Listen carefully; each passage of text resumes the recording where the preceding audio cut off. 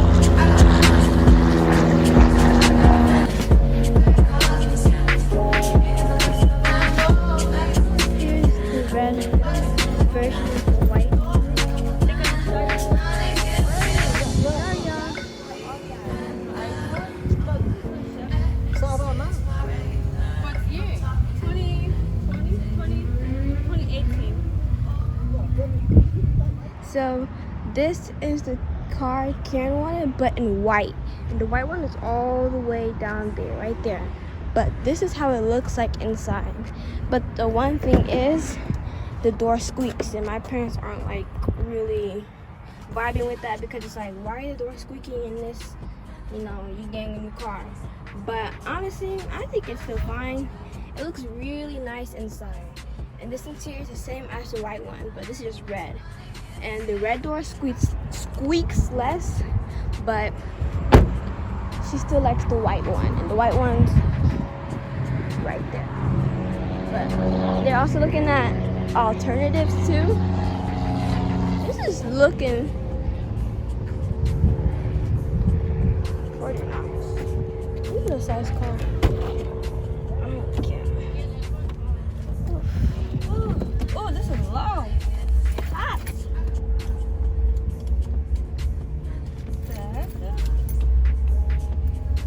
This one, I don't like how there's no tablet. That's it. And that small little thing. Please. This is giving Cadillac. All this little.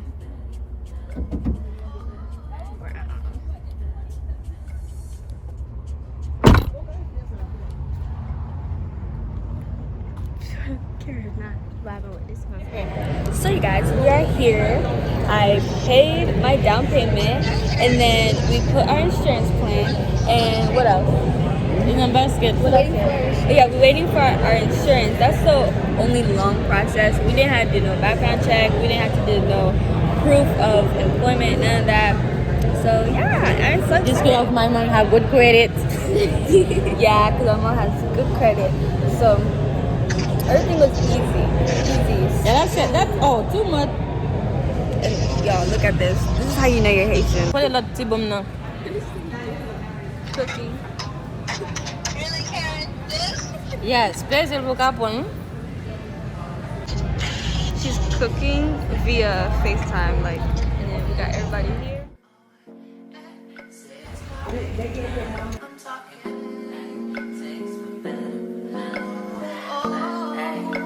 Sweet.